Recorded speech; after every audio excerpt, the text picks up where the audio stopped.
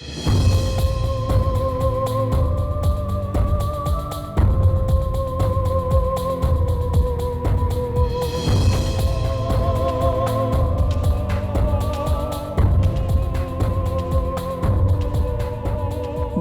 to Two Suns in the Sky, Who Lives, Who Dies.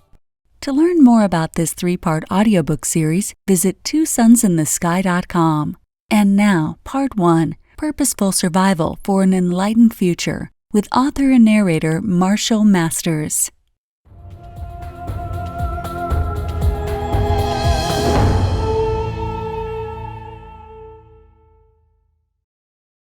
Hello, I'm Marshall Masters, Chief Steward of the Knowledge Mountain Church of Perpetual Genesis. Let's take a brief look ahead at what you'll learn in this 3-part series. In Part 1, we're going to talk about purposeful survival for an enlightened future, with a strategy we call enlightened continuity and comfort. The important thing to remember about this is that if you cannot afford bullets, beans, and bunkers, that's okay, because survival for you and your loved ones is really about becoming worth your weight in beans. In Part 2, Nibiru Pole Shift, Who Lives, Who Dies, we'll address the difficult question of who lives and dies during the coming Nibiru Pole Shift. One of several events humanity must endure during this decade-long tribulation, which will claim thousands and millions of lives. However, the worst of all will be the pole shift, for it will claim billions of lives. It occurs during the days of darkness, when the planet Nibiru passes between the orbits of Earth and Venus. Sadly, only 1 in 10 will make it to what I call the backside, a time when we see blue skies and taste sweet water once again. Then, in the 3rd and final part of this series, the survival power of Perpetual Genesis, you'll learn about this survival philosophy and why it is part of a larger toolkit I've created through my experience as a Planet X researcher, author, and publisher since 2002. To begin, let me briefly tell you about our church, and then we'll examine the 3 leading causes of death during the Planet X tribulation.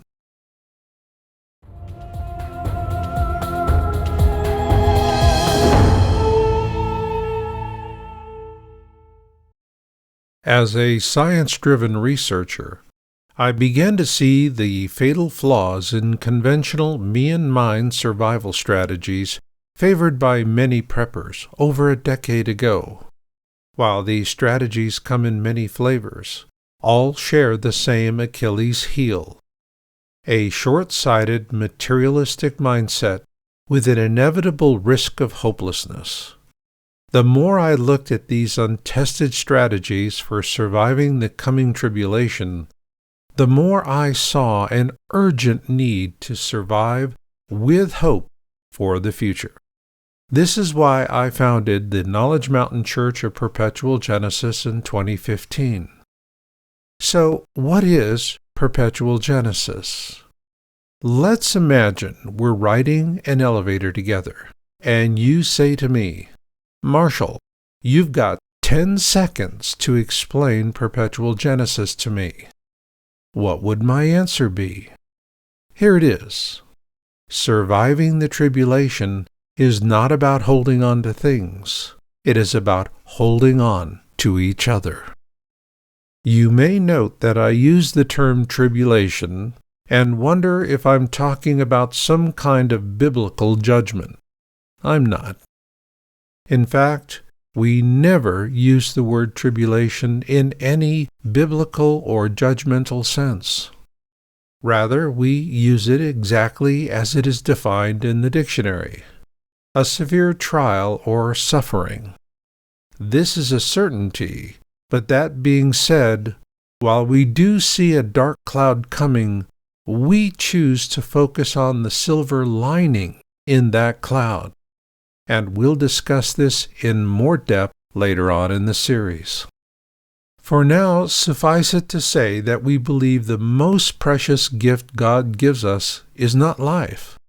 This we give ourselves and our progeny. Rather, it is free will, the energizing force of intention, because it is through intention that universes are added to creation.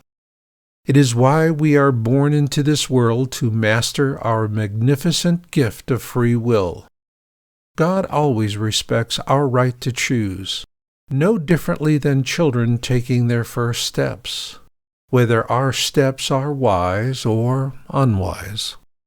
Each choice is a learning step that will echo throughout eternity. The one constant is that God always respects your eternal right to choose, so that you may gain mastery of your free will and thereby propel yourself forward along the path of ascension towards the light of God's love. Conversely, each unwise decision is a step backwards, away from the light of God's love.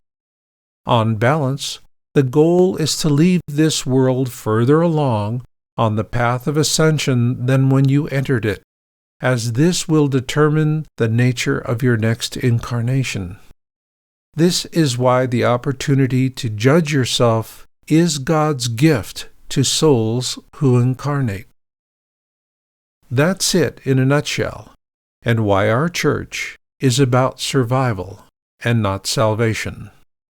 Salvation is for God and you to decide together, without the meddling of others, in your own way and in your own time. While we are always happy to explain our beliefs to others, we never proselytize. As to your current faith, if you are happy with your core faith, then as the old saying goes, if it ain't broke, don't fix it. All we do is to fill in the gaps for those who cannot find the Planet X tribulation answers they seek within the dogma, doctrine, checklists, and mysticism of other faiths. So, what makes us different from other faiths? We do not believe in pleading with God to work with us so that we can prevail as others around us suffer. Rather, we believe that God has a plan, and that as co-creators, we choose to pledge ourselves to God's plan. Therefore, our message to God is simple. We are in it with you. This is what we call purposeful survival for an enlightened future. We're not what is called a big tent church. Rather, we choose to serve those in awareness, for they shall have a special role in the coming Planet X tribulation, a responsibility they assumed before they were ever born. It is why they lead lives of great diversity, unlike those who seek the safe and predictable comfort of dull repetition. If you are in awareness, you know it, and you've most likely known it since you were a child. It is why you have always marched to the beat of a different drummer. No matter what others may say, their efforts to dissuade you from your path always seem to pass around you like water passing around a boulder in the midst of a stream. Yet, being an immovable boulder in the midst of a stream can be a lonely place. This is why a fundamental goal of our mission as a church is to let you know that you are not alone, that you do have brothers and sisters in awareness, and that they care. With this in mind, let's examine the 3 leading causes of death during the tribulation.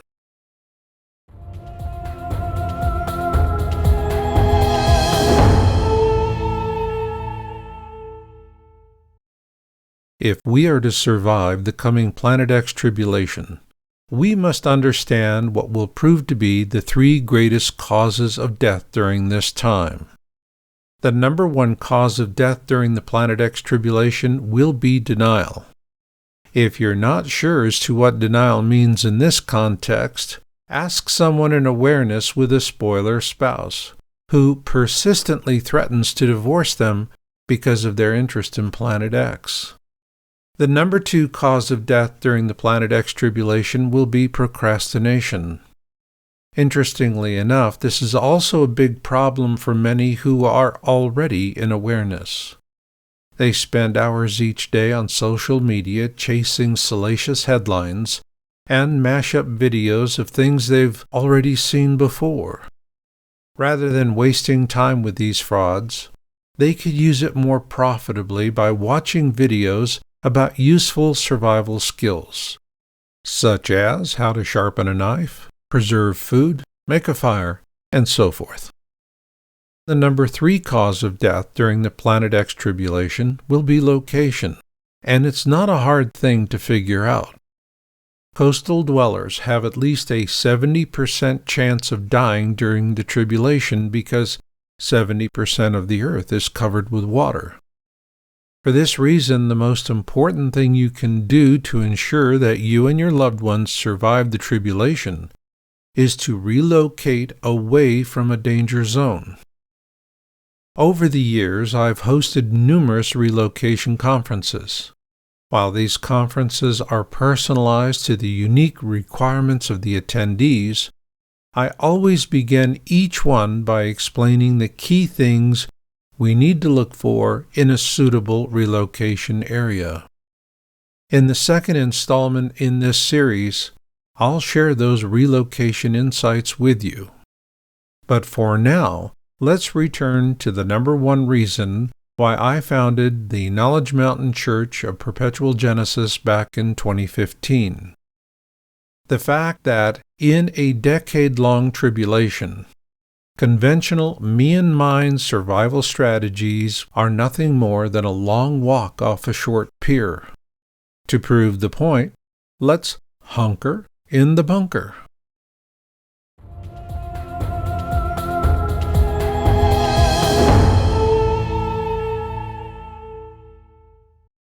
What troubles me most about what I call me-and-mine prepping is that time and again I see people who are only interested in saving themselves and their loved ones, along with a few friends perhaps.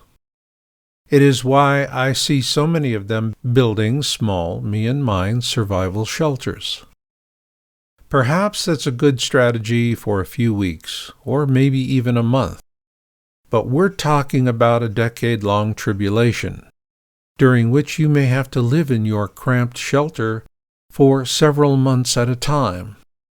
So in terms of living conditions, think about what you're getting into.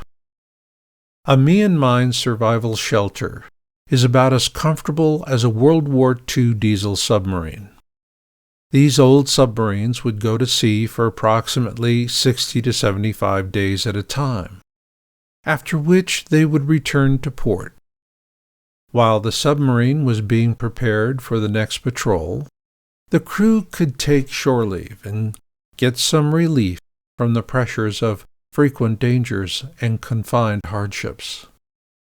With this in mind, how often can a family enjoy shore leave from their me-and-mine shelter stresses? This is one of the reasons why me-and-mine strategies make no sense to me. I grew up in the West with the lore of pioneers, and the one thing folks understood in those days was practicality. And so they did not open the West with me-and-mine strategies. Rather, pioneering families banded together in large companies or wagon trains and trekked westward together with this simple understanding: there is strength in numbers. So, when they faced danger, they circled the wagons and covered each other's back. What I am saying is that what worked for the pioneers will work for us during the tribulation as well. How do we know that? because these pioneer strategies are tried and true. But what about me and mine's survival shelter preppers? Are these strategies based upon a proven concept? No. These plans are based on Cold War era shelter strategies, which rely on a threat matrix from the last century known as NBC for nuclear, biological, and chemical. The only difference between then and now is that NBC is now NBC plus E, nuclear, biological, chemical, plus earthquakes. The assumption is that if you prepare for these 4 threats, you can expect to survive whatever happens. After that, you'll work things out as you go along. Unlike the strength and number strategies of the pioneers, modern preppers are betting on NBC plus E strategies that have never been proven. Why? Because they're putting their faith in an assumption that strength in technology equals strength in numbers. In terms of a few weeks or months, this assumption can work. But when you're talking about several years, it will certainly fail, especially for us folks in the industrialized first world, living in push-button information societies. We'll lose so much of what we become accustomed to having. Consequently, surviving for the sake of survival alone will lead us down a lonely path of lost hope. When that happens, many will lay their heads to sleep with a prayer. God, I am so weary of this life. Please take me in my sleep. But for now, let's ask a more fundamental question. How will this affect the people who live in the third world countries where life is already hard? For them, the coming tribulation will be another day with a different version of bad. How will they deal with it? As they always do, together, as villages and communities. But in terms of the future, who will be the most capable of rebuilding the world once we reach what I call the backside, a time when we see blue skies and taste sweet waters once again? Here the answer is clear. This responsibility will fall upon the shoulders of push-button information age survivors. Why? Because the having of things is less important than the knowing of things, which is what we'll need to rebuild a more modern and sensible world. Still the same, what about those who ask God to take them in their sleep? If they keep awakening to another day of hopeless misery, how long will it take before they finally do the deed themselves, or surrender their lives to those eager to take them? Conversely, what would give us enough hope that we would not ask God to take us in our sleep? That strength, my friends, will come from a personal commitment to purposeful survival for an enlightened future. Assuming there is a strategy for this commitment, how will it work? There is a strategy, and I call it enlightened continuity and comfort. What is enlightened continuity? It is having a reason to wake up each morning that embraces our noble virtues with a plan for bringing about an enlightened future. What is enlightened comfort? It's not about luxury survival shelters with big-screen televisions and hot tubs. That's short-sighted consumer logic. Rather, there is an ancient wisdom that when things are at their worst, we are at our best. Granted, there will also be those who follow a dark path of malevolence. Therefore, enlightened comfort begins with knowing that you are a valued member of a community, one that rewards you with warm smiles when you do the right things, and the comfort of warm embraces when you find the strength to endure a hardship. This is the comfort that will matter most. So then, here we have two opposing strategies. On one hand, me and mine sheltering, or MMS for short. On the other, enlightened continuity and comfort, or ECC for short. What we already know is that MMS is based on unproven Cold War shelter strategies. Conversely, what is ECC based on? Simply put, it is based on the three founding precepts of our church, which are self-sufficiency, hope for the future, and knowing you are not alone. With this in mind, let's use these three precepts to illustrate the differences between me and mine sheltering, MMS, and enlightened continuity and comfort, ECC. Both MMS and ECC view self-sufficiency as absolutely essential. But with ECC, the reason goes further. We believe that the independence of self-sufficiency is the foundation of spiritual freedom, which gives our species the ability to advance towards an enlightened future. Where the two differ first is with hope for the future. With MMS, it is survival of the fittest. The last one left standing wins. But what is the light at the end of this tunnel? A despotic Mad Max world where the downtrodden will lament the end of this civilization? Where is the hope in that? It is for this reason that we ask each new member of our church to write what we call a mission victory plan. A mission victory plan consists of 3 short statements based on our 3 precepts, and it begins with each member's own journey of awareness. Then we ask the member to create a visual image of success in his or her mind about what life will look like on the backside, such as happy children at play. And finally, what that member is prepared to do to make his or her vision of success possible. Remember, during the darkest times of the tribulation, people will lay their heads down with a prayer to God that they perish in their sleep. If they've led a good life, perhaps God will answer that prayer, but if there's something more for them to learn, then they'll awaken in the morning. This is when a mission victory plan can help restore their hope with the promise of a clean slate for the creation of the next civilization and an enlightened future.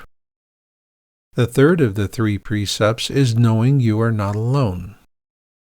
We humans are social animals, and we instinctively understand the concept of strength in numbers.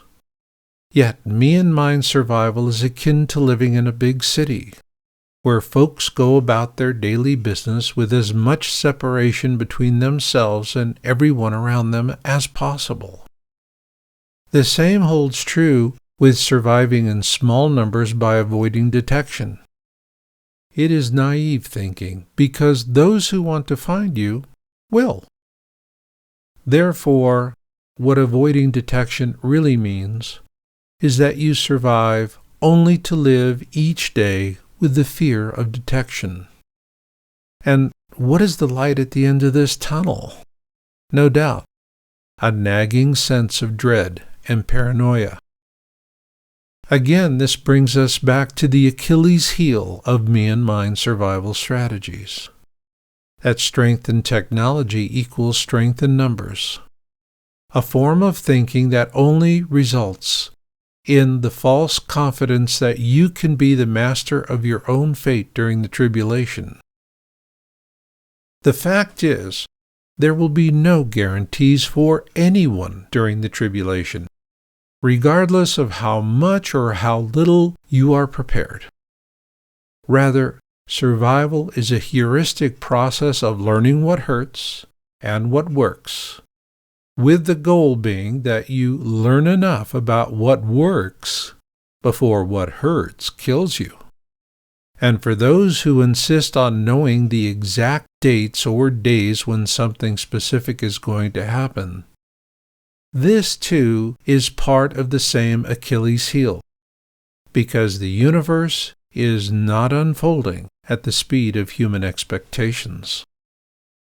It is for these reasons that each of us needs to know that we are not alone, even when we are surrounded by people.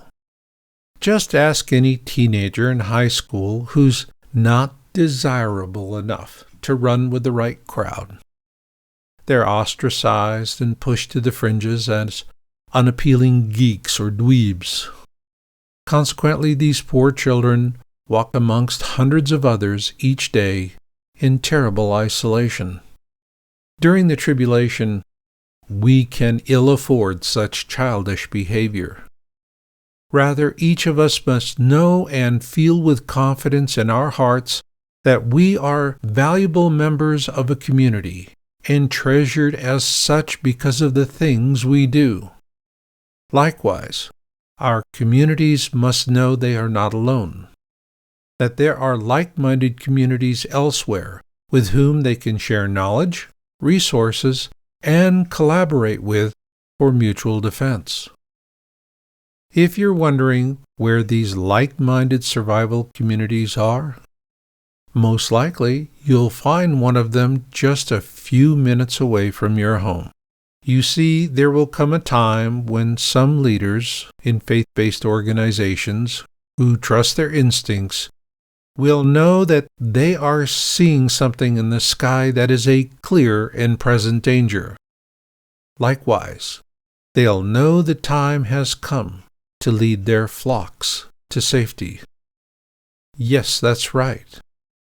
When we have our last window of opportunity to do something, it will not be our government that helps us. Rather, it will be those who lead us in prayer and who pray alongside us.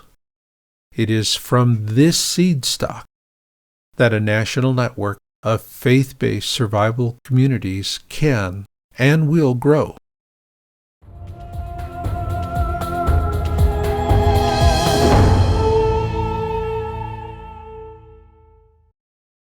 Here's the truth of it. Your chances and those of your loved ones to survive the tribulation will be significantly greater as members of a faith-based survival community with 100 or more members, because faith-based organizations have 3 important advantages. First is an established chain of command. The number one reason why secular survival communities fail is not their ability to build shelters or to stockpile supplies. This they usually do very well. Rather, in the absence of a clear and present danger, leadership challenges arise and thereby divide the communities, causing them to fail. The second is rapid disaster logistics. It can take a church 30 years to build a library, but when disaster strikes, that church will be ready to serve the community in 3 days or less. Why? Because profit is not the incentive. And finally, a diversity of survival skills. Remember this one simple fact of evolution. If you are not resourceful, you die. This means that adapting to tribulation hardships will be less about the having of things and more about the knowing of things. The people you pray with will come from all walks of life, with a myriad of skills, professions, hobbies, and affiliations. A veritable bounty of human treasure. So where do you get started? Independent houses of worship will likely be more adaptable to changing circumstances. Visit these churches.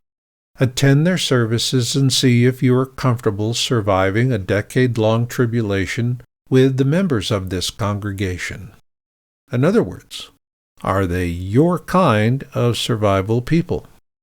If you do not get a warm and fuzzy feeling about this, move on to the next one. But if you do get a warm and fuzzy feeling, the next step is to take a serious look at the leadership. This is because the leadership of that community will have the greatest impact upon the survivability of all concerned.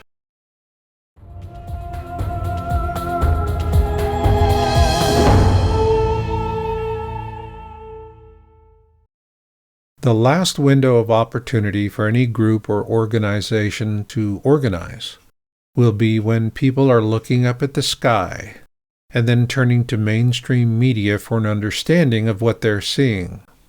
When the media tells them that all they're seeing is an interesting light show, then you will know that this is the last chance to begin preparing. This is when survival-minded faith leaders must know in their hearts that they're seeing a clear and present danger, and that the time has come to lead their flocks to safety. To begin, arrange a private meeting with the faith leader during a quiet time of the week, and then use a fixed sequence of 3 probative questions to identify his or her potential as a survival-minded faith leader. I cannot understate the importance of probative questioning, because it is a reliable way to measure leaders' chances of becoming a successful tribulation leader. If they cannot be attentive, forthright, and direct when answering your questions, beware. They will be weak tribulation leaders.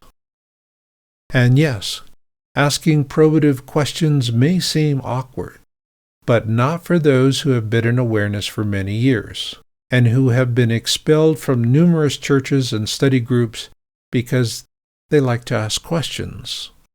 That is, questions that are not found on the "thou shalt only ask questions from this list." So because their questions are off-list, they tend to be ostracized for their curiosity. Yet they never give in.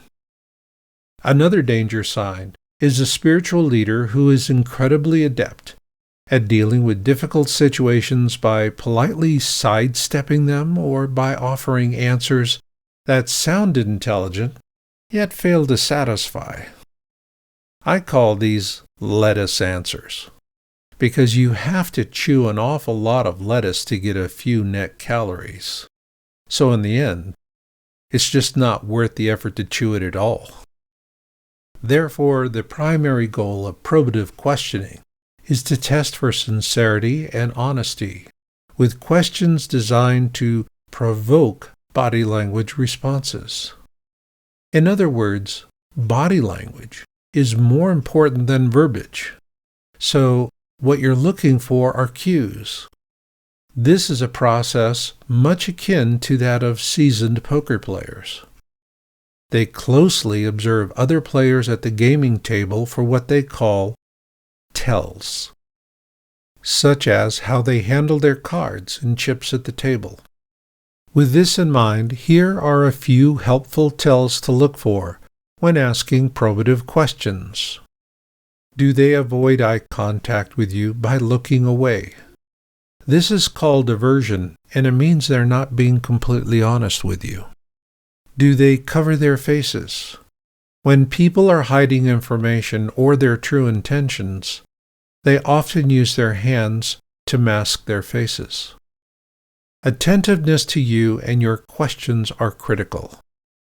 If they are distracted by fiddling with papers and the such, this behavior suggests a lack of interest or dishonesty. Squared shoulders. When people are withholding information or bluffing, they will avoid facing you with their shoulders square to yours. Rather, they'll angle their shoulders relative to yours. Women are more subtle about this, whereas men are more pronounced. Paralinguistics are how a thing is said. Be mindful of pitch, volume, and intonation of speech. Children intuitively understand that how we say a thing is more trustworthy than what we say. It is only when we acquire guile as adults that we forget this simple truth of our childhood. Ergo, listen like a child and trust your instincts. How effective is this method? To illustrate the point, we'll use airport security as an example.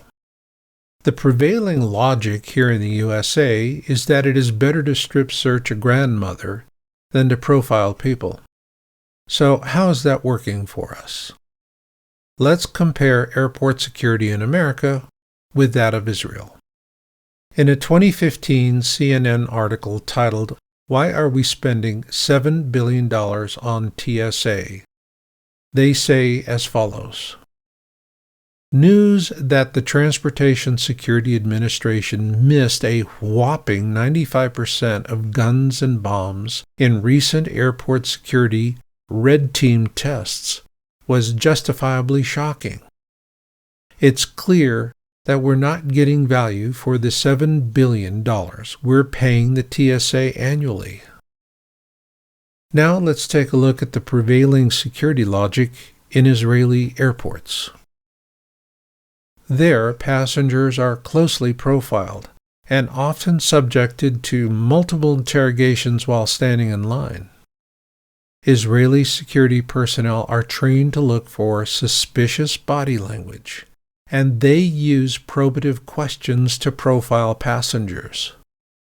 Security experts worldwide agree that these controversial Israeli techniques are far more successful than the kinds of predictable checks and scans used by the TSA, and at a fraction of the cost. So with this in mind, let's look at 3 simple probative questions to determine if a faith leader is ready to be a survival faith leader. The first question is, do you think the weather is getting really strange these days? If the answer is something like global warming is nonsense and is accompanied by dismissive and patronizing body language, this is a huge red flag. Go no further and visit a different congregation.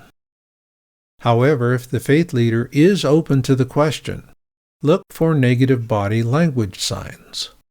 Be wary if the faith leader evidences politeness as opposed to a factual interest. If the interest appears sincere, proceed to the second question. With the second question, you're looking to see if the faith leader is willing to march to the beat of a different drummer. Now you ask about geoengineering, or what is known as chemtrail spraying. If you live in an area where there is routine spraying and the faith leader says, "I've never noticed it," this is a negative sign. It means the faith leader is so preoccupied with life that he or she is not looking up to see what's happening above them. Or, if they respond by saying, "It is only a foolish conspiracy theory," or condensation from international flights and nothing more, then they are ignorant by intention. In this case, go no further and visit a different congregation. However, if the faith leader expresses any level of concern over geoengineering or chemtrail spraying, then proceed to the third and final question. Here, planning and preparation is essential, as this is an organized form of self-defense question.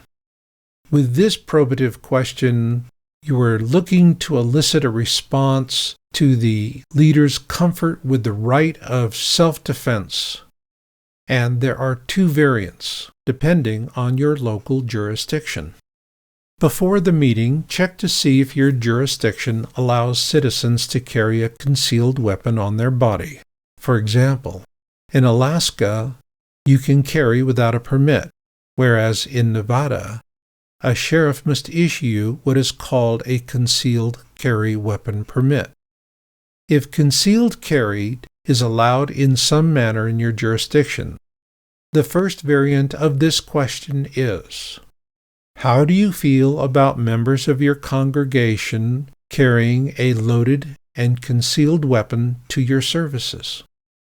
However, if you live in a jurisdiction that does not allow its citizens to carry a concealed weapon, use the second variant of this question.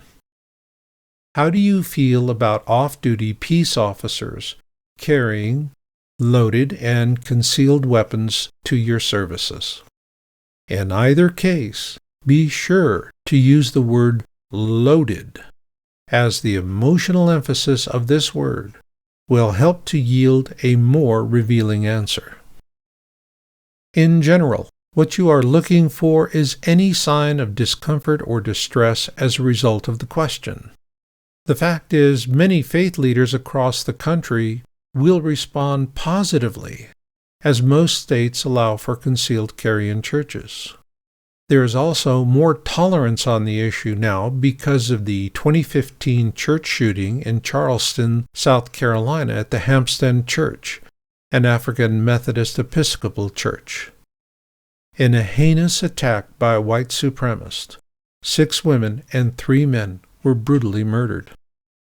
Therefore, if you see discomfort or distress, then you know you're looking at a faith leader who will hamper, second-guess, or overly moralize members of the church with military or paramilitary experience who are acting to keep the community safe. In other words, they will be weak survival faith leaders, and this weakness will only serve to provoke divisive leadership confrontations in the future. However, if the faith leader answers this question matter-of-factly, with respect for the right for people to feel safe from violent perpetrators, then you have found a viable, survival-oriented, faith-based organization survival leader to align yourself with. So, what comes next? When the time is right, you do not enter that community from the bottom. Rather, you enter it from the top.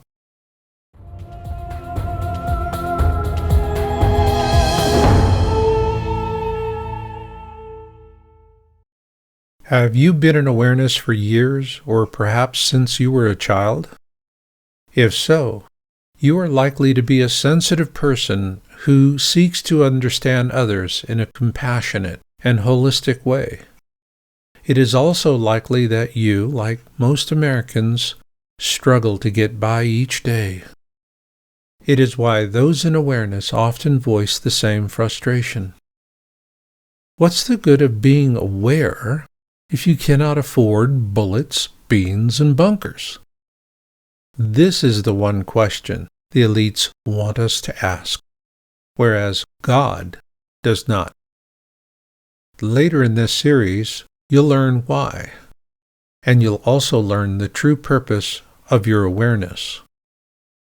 A purpose that will make you very valuable to those who can afford mountains of bullets, beans, and bunkers. For now, I can share with you a simple plan for survival, one that you will find on the back cover of my book, Surviving the Planet X Tribulation, a faith-based leadership guide. It reads as follows. Know this. You are in awareness because God intends for you to be a part of the solution. Your role is to be that of a mentor, comforter, and teacher during the tribulation. Read and study this book thoroughly to prepare for your true mission. Then, when a spiritual leader you admire and respect sees the same clear and present danger as you, your path is simple. Hand that leader this book as you say. You need a plan, and this is the plan that will work for what is coming.